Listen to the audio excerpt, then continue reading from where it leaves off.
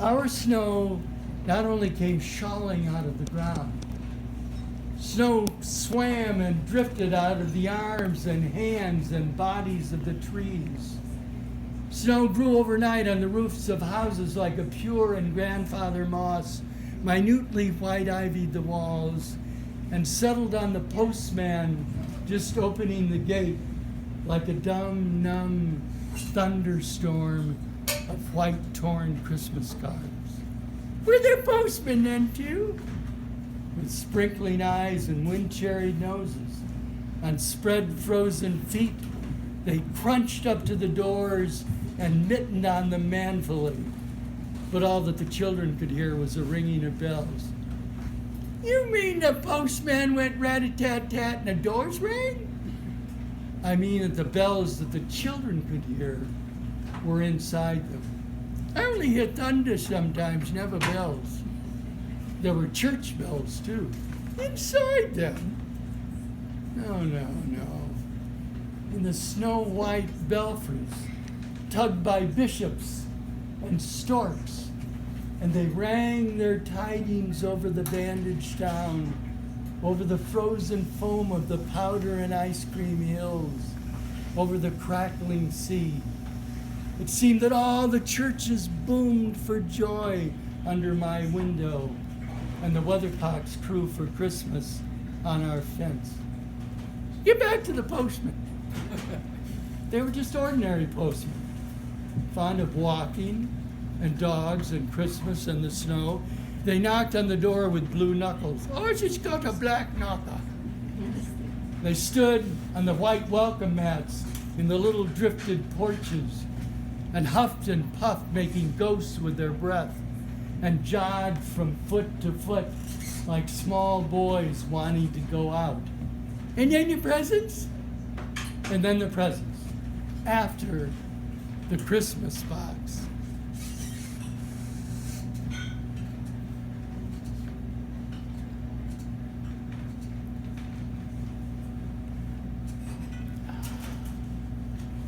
And the postman, with a rose on his button nose, tingled down the tea-tray slithered run of the chilly glinting hill.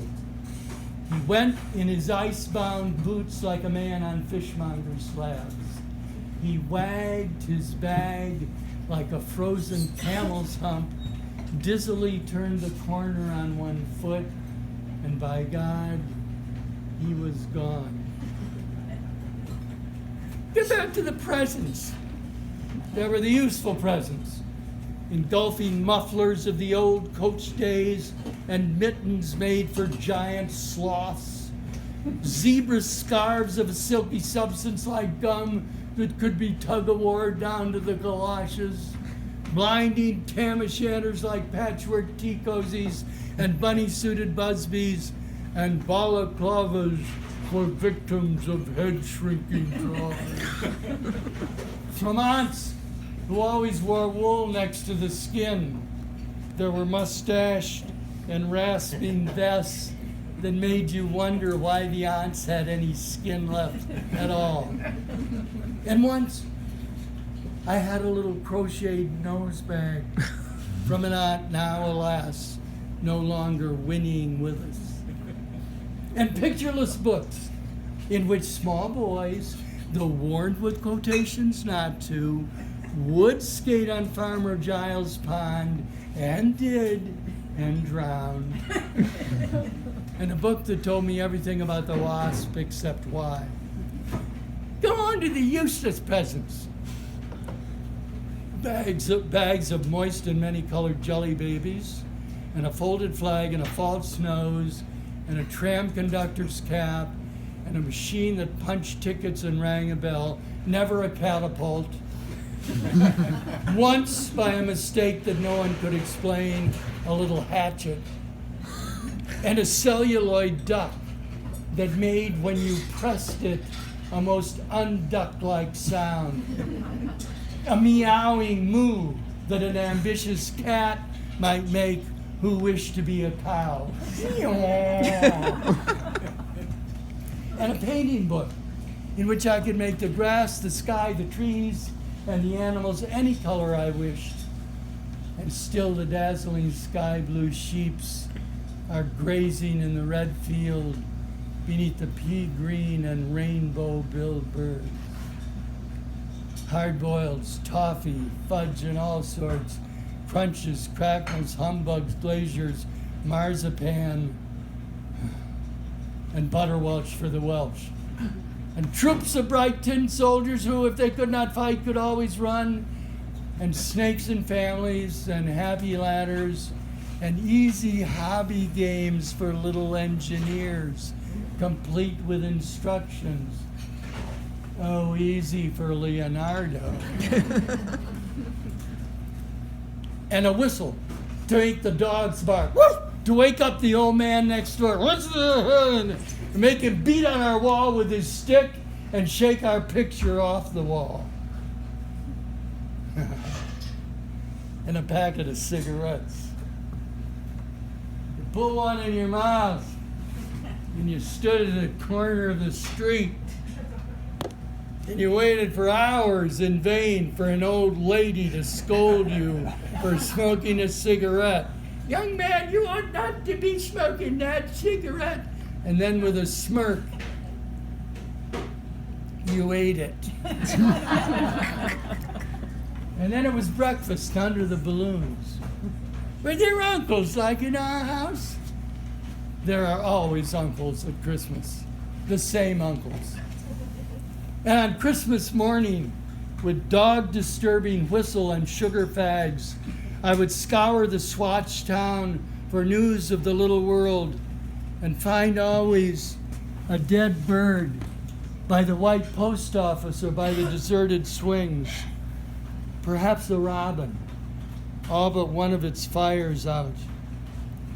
Men and women wading or scooping back from chapel, all albinos, huddled their stiff, black, jarring feathers against the irreligious snow. Mistletoe hung from the gas brackets in all the front parlors. There was sherry and walnuts and bottled beer and crackers by the dessert spoons. And cats in their furabouts watched the fires, and the high heap fires spat, all ready for the chestnuts and the mulling pokers. Some few large men without their collars sat in the front parlors, uncles almost certainly, trying their new cigars,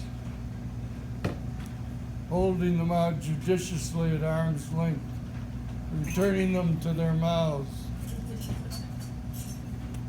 coughing,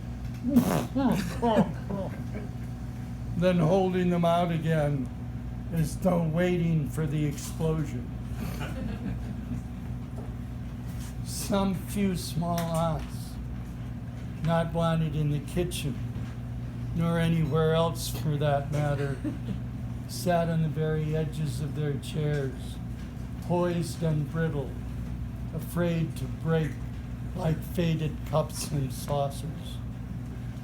Not many of those mornings trod the piling streets, an old man always, fawn-bowlered, yellow-gloved, and at this time of year, with spats of snow, would take his constitutional to the white bowling green and back as he would take it wet or fine on Christmas Day or Doomsday.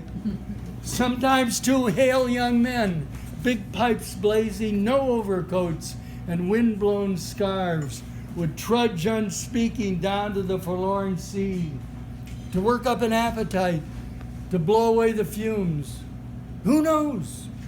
To keep walking into the waves until nothing of them was left but the two curling smoke clouds of their inextinguishable briars. Then I would be slapdashing home, the gravy smell of the dinners of others, the brandy, the pudding and mince coiling up to my nostrils, when out of a snow-clogged side lane would come a boy, the spit of myself, with a pink-tipped cigarette and the violet past of a black eye, cocky as a bullfinch, leering all to himself. I hated him on sight and sound, and would be about to put my dog whistle to my lips and blow him off the face of Christmas, when suddenly he, with a violent wink, put his whistle to his lips and blew so high, so stridently, so exquisitely loud that gobbling faces, their cheeks bulged with goose, pressed against their tinseled windows the whole length of the white echoing streets. For dinner we had turkey and blazing pudding. And after dinner, the uncles sat in front of the fire, loosened all buttons, put their large, moist hands over their watch chains, groaned a little, and slept. Mothers, aunts, and sisters scuttled to and fro, bearing tureens. Auntie Bessie, who had been frightened twice already by a clockwork mouse, whimpered at the sideboard and had some elderberry wine. The dog was sick. Auntie Dosey had to have 3 aspirin. But Auntie Hannah, who liked port, stood in the middle of the snowbound backyard, singing like a big-bosomed thrush.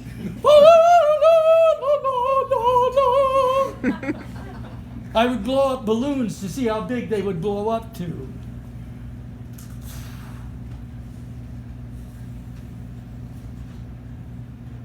And when they burst, which they all did, the uncles jumped and rumbled. What is it?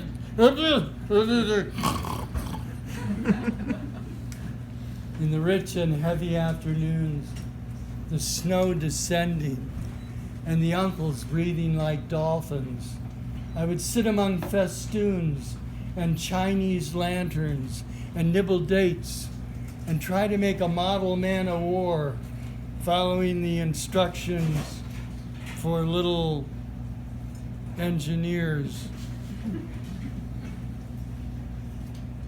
and produce what might be mistaken for a seagoing tram car. Or I would go out, my bright new boots squeaking, to call on Jim and Dan and Jack, and pad through the still streets, leaving huge deep footprints on the hidden pavements. I bet people would think there's been hippos. What would you do if you saw a hippo coming down the street? I'd go like this, bang! And then I'd throw him over the railing, I'd roll him down the hill, and I'd tickle him behind the ear, and he'd wag his tail. What would you do if you saw 2 hippos? Iron flanked and bellowing he-hippos clanked and battered toward us through the scudding snow as we passed Mr. Daniel's house. Let's post Mr. Daniel to snowball through his letterbox. Let's write things in the snow. That's right, Mr. Daniel. Looks like a spaniel all over his front lawn. Or we walked on the white shore. Can the fishes see it snowing? Now we were snowblind travelers, lost on the North Hills, and vast dewlap dogs with flasks round their necks ambled and shambled up to us, baying Excelsior. We returned home through the poor streets where only a few children fumbled with bare red fingers in the wheel-rutted snow, and cat-called after us, their voices fading as we trudged uphill into the cries of the dock herds and the hooting of ships out in the whirling bay. And then at tea, the recovered uncles would be jolly. The ice cake loomed in the center of the table like a marble grave.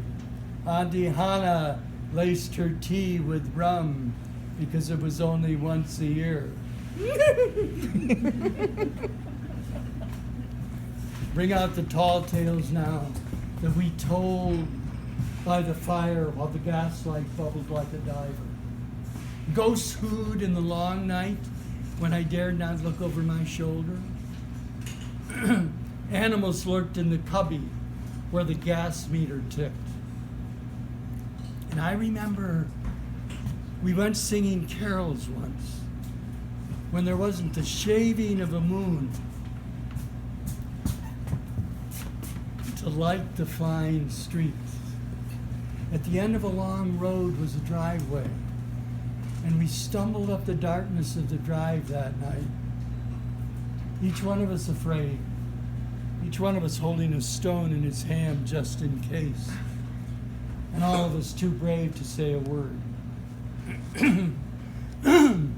The wind through the trees made noises as of old and unpleasant, and maybe web-footed men wheezing in caves. We reached the black bulk of the house. What should we give him? Dr. Harold? No, Jim said. Good King Wenceslas. I'll count 3.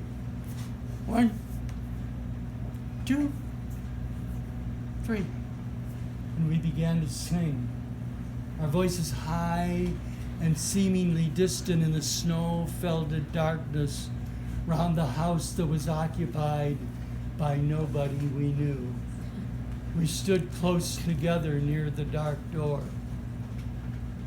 Good King Wenceslas looked down on our feast of Stephen. And then a small, dry voice, like the voice of someone who hasn't spoken for a long time, joined our singing. A small, dry, eggshell voice through the keyhole. A small, dry voice from the other side of the door. And when we stopped running, we were outside our house. The front room was lovely. Balloons floated under hot water bottle gulping gas. Everything was good again and shone about the town. Perhaps it was ghosts, Jim said.